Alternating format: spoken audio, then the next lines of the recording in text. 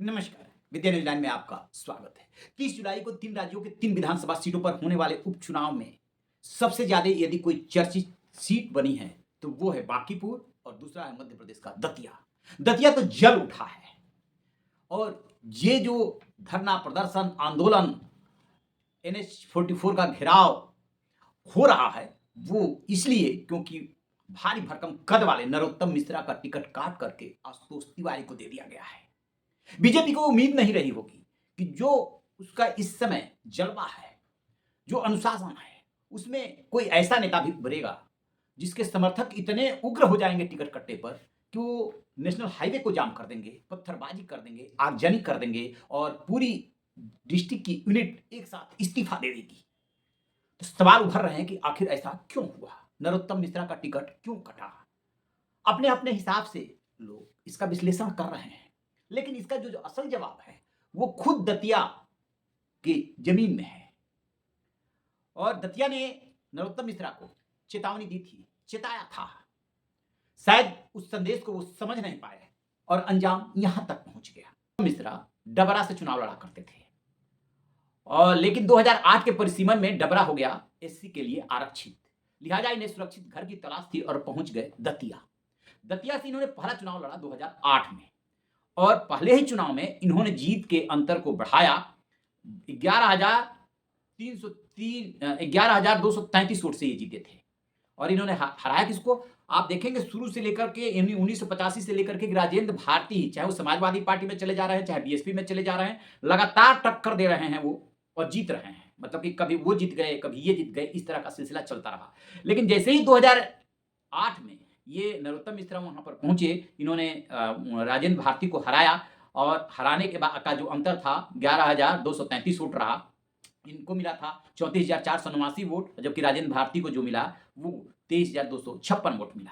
2013 में नरोत्तम मिश्रा ने जो है इसको और बढ़ाया, हालांकि बहुत ज्यादा नहीं बढ़ा पाए, लेकिन 12,081 वोट से जीते थे।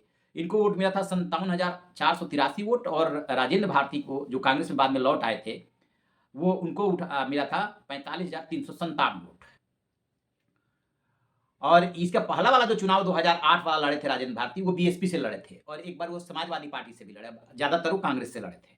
लेकिन 2018 में नरोत्तम मिश्रा को 72,209 वोट तो मिले, लेकिन कांग्रेस के राजेंद्र भारती को भी 69,553 वोट मिले। इस तरह से 2,656 वोट के अंतर से सिर्फ जीते थे नरोत्तम मिश्रा।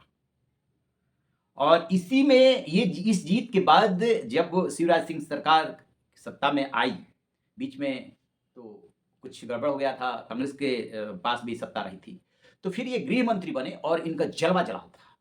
कहा यह जाता है कि इनका इतना ज्यादा प्रभाव था कि गृह मंत्रालय इनके पास था और मुख्यमंत्री को भी कुछ करना होता था तो गृह मंत्रालय से रिलेटेड तो इनके मंत्रालय के थ्रू जो है फाइल मूव करनी पड़ती थी और वो फाइल रुक भी जाती थी। शिवराज सिंह चौहान इनसे परेशान थे, लेकिन वो मजे हुए राजनीतिक खिलाड़ी थे, इसलिए निभाते चले गए। तो जब ये लगभग 2,500 वोट से ये जीत हार हुई, तभी दतिया ने इनको चिता दिया था। और 2023 में क्या हुआ कि फिर कांग्रेस से वही राजेंद्र भारती आए, जिनको ये 2 बार से हराते चले आ रहे थे, और 88,977 वोट मिले राजेंद्र भारती को और इनको मिले 81,235 और 7,742 वोटों से ये हार गए। 15 साल बाद कांग्रेस को जाकर के ये जीत मिली थी, लेकिन ये जीत की खुशी जो है बहुत जल्दी काफूर हो गई, क्योंकि राजेंद्र भारती एक जालसाजी के मामले में सजा याफ्ता हो गए, लिहाजा वो अयोग्य घोषित हो गए और अब ये उपचुनाव आ गया। उपचुनाव में नरोत्तम मिश्रा का टिकट कट गया और आशुतोष तिवारी, जो कि संगठन के आदमी हैं, इन नरोत्तम मिश्रा को अपना अभिभावक बताते हैं, उनके नाम का ऐलान हो गया। जैसे ही नरोत्तम मिश्रा का टिकट कटा, वैसे ही हंगामा हो गया। डिस्ट्रिक्ट यूनिट के सारे पदाधिकारियों ने इस्तीफा दे दिया। NH-44 पे आ गए लोग, आगजनी, पथराव, ट्रैफिक जाम, 12 किलोमीटर तक जाम लग गया। अब बीजेपी में ऐसी गतिविधियां हो कोई उम्मीद नहीं कर सकता। ये आए सामने नरोत्तम मिश्रा, चेहरा उतरा हुआ है, परेशान है, लेकिन कह रहे हैं कि कार्यकर्ताओं को लॉ एंड ऑर्डर अपने हाथ में नहीं लेना चाहिए। देखिए, बीजेपी के साथ एक बात है, जो डिसीजन हो गया वो हो गया। या तो बांकीपुर जैसी गलती हो, बांकीपुर में क्या हुआ, बिहार का जो जहां से कि राष्ट्रीय अध्यक्ष जीते थे नितिन नवीन, वहां पर एक ऐसे कैंडिडेट को, अभिषेक बंटी को, ऐसे कैंडिडेट को टिकट दे दिया गया जिसका कनेक्शन चारा घोटाले से है, जिनके परिवार का, जिनके पिताजी का, और उसमें वो सजा याफ्ता है। और नितिन नवीन के वो खास टिकट का ऐलान हो जाता है, उसके बाद केंद्रीय नेतृत्व को पता चला रहा हाईकमान तो नितिन नवीन ही है, तो उससे बांकीपुर में भी हंगामा। ठीक है कि वहां शांतिपूर्वक सब निपट गया, क्योंकि अभिषेक जो बंटी है उन्होंने खुद ही अपना कैंडिडेचर वापस ले लिया, लेकिन यहां पर हो गया भारी हंगामा। तो इसमें कहीं ना कहीं बीजेपी नेतृत्व की भी गलती है, जो पहले नहीं भाप पाए कि यदि ऐसा करते हैं तो अंजाम क्या होगा। बहरहाल अब खबर आ रही है कि टिकट तो खैर इनको नहीं मिलेगा, हो सकता है कि संगठन में एडजस्ट किया जाए। तो एक तो कारण ये रहा कि जो 2018 में महज 2656 वोटों से जीते थे, तब भी इस बात की चर्चा हुई थी कि नरोत्तम मिश्रा को दतिया संदेश दे रहा है, वो समझ नहीं पा रहा है। गृह मंत्री रहे, जलवा जलाल रहा और थोड़ा दंभ आ गया, क्षेत्र से कटने लगे। और जब 2023 के चुनाव में जमीन पे उतरे तो जमीन से ही आवाज ये आ रही थी कि अब की बार मुश्किल हो सकती है, वो मुश्किल हो गई। उसके बाद हारने के बाद क्षेत्र में एक्टिव हुए, और अभी जब टिकट डिक्लेयर हो रहा था उस समय कुछ दिनों से वो अपना चुनाव प्रचार भी करने लगे थे, उन्हें ये उम्मीद नहीं थी, लेकिन ऐसा हो गया। अब नरोत्तम मिश्रा जो है केंद्रीय नेतृत्व देखेंगे तो अमित शाह के बहुत खास माने जाते हैं, और अमित शाह अपने जो लोग होते हैं उनको खास बताने के लिए संदेश देते रहते हैं। वो नरोत्तम मिश्रा को लेकर के संदेश देते रहते हैं कि हाँ वो हमारे खास हैं, वो इसको छिपाते नहीं है। अब ये सबसे ज्यादा चौंकाने वाली बात है कि जिस अमित शाह की खूब चल रही है, उस अमित शाह के खासम खास नरोत्तम मिश्रा का सिर्फ इस वजह से ही टिकट कट गया। यदि 7,742 वोट से वो हारे भी थे तो ये कोई बहुत बड़ा मार्जिन नहीं था। फिर क्या हुआ? तो सबसे ज्यादा जो विरोध हुआ है उसका भी असर हुआ है। देखिए अभी बने हैं जो मोहन यादव हैं मध्य प्रदेश के मुख्यमंत्री, वो शिवराज सिंह चौहान के मुख्यमंत्रित्व काल में शिक्षा मंत्री हुआ करते थे, काफी जूनियर हैं। अब जैसे इनको वहां से मुख्यमंत्री बनाया गया, इनके साथ जो है भारी भरकम टीम लगा दी गई।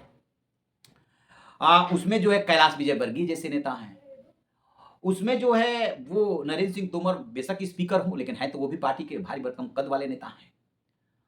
और भी कई नेता हैं जिनकी वजह से, जिनकी सीनियरिटी की वजह से वो परेशान रहते हैं। अभी उनकी जमीन को लेकर के स्टोरी छपी, पब्लिक डोमेन में आया, किस तरीके से उनकी कंपनी, उनका परिवार जो है उन जगहों पे पहुंच करके जमीन खरीद ले रहा है जहां की जमीन वहां से होकर के रोड गुजरने वाली है, और जमीन सोना उगलने लगता है। तो उस मामले में भी घिरे हुए हैं, और कोई भी नहीं चाहेगा उनकी जगह पे रहेगा कि इतने भारी भरकम नेताओं से वो घिर जाए कि कुछ कर ही नहीं पाए।